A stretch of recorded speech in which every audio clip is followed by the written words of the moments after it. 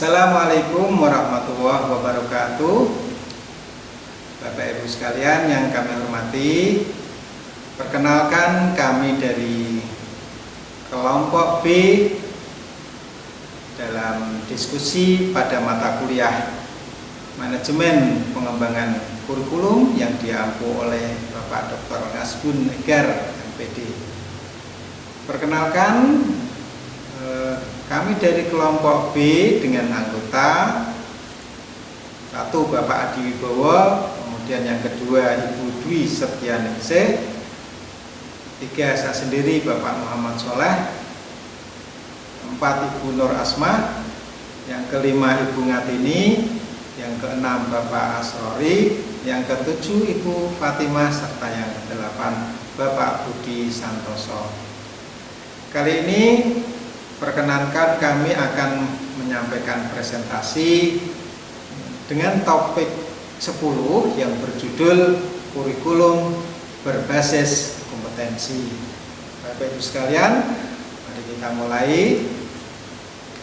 Nah, dalam topik 10 ini, yaitu tentang kurikulum berbasis kompetensi, akan kita uraikan menjadi 4 bahasan.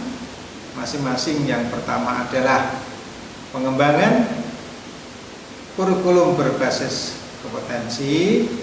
Yang kedua, praktek pengembangan kurikulum berdasar kompetensi.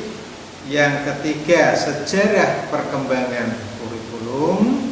Dan yang keempat, perbandingan kurikulum berbasis kompetensi dengan kurikulum berbasis materi atau isi. Nah, itu 4 hal atau 4 subtopik yang akan kita presentasikan kali ini.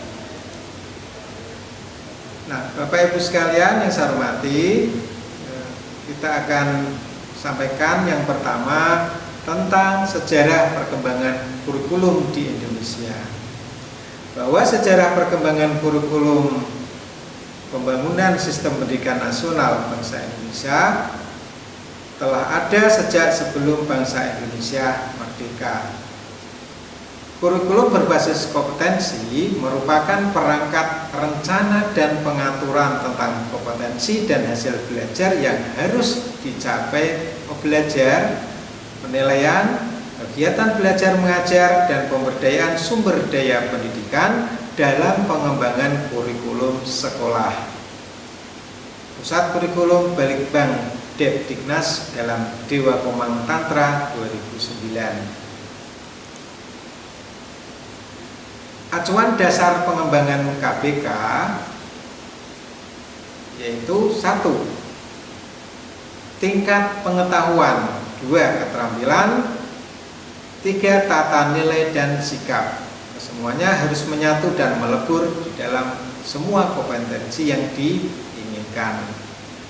Homsen S. Widodo dan Jasmadi 2008. Nah, lalu bagaimanakah prosedur pengembangan KBK?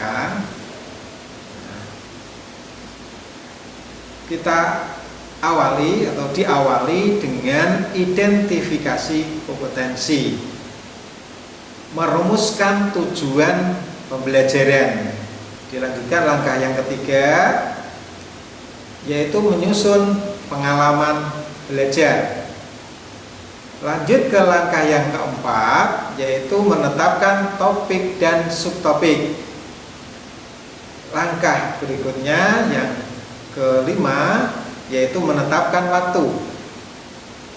Langkah keenam, memberi nama mata pelajaran. Yang terakhir, menetapkan bobot SKS. Kemudian, bagaimanakah praktek pengembangan kurikulum berdasarkan kompetensi? Yang pertama yaitu memahami dan menghayati kompetensi kemampuan dasar guru. Berikutnya membentuk kelompok kerja. Kemudian praktek berikutnya merumuskan tujuan-tujuan pendidikan.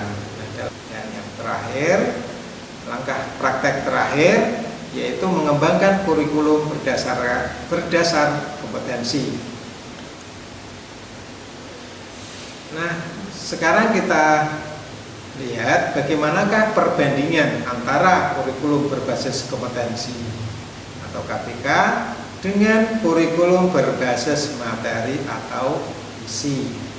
Nah, esensi perbedaan terbagi dalam 4 hal.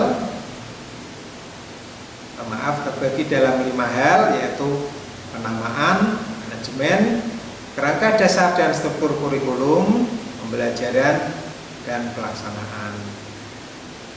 Nah, demikian presentasi kami Bapak dan Ibu sekalian. Mohon maaf dan mudah-mudahan bermanfaat bagi kita semuanya. Terima kasih. Assalamualaikum warahmatullahi wabarakatuh.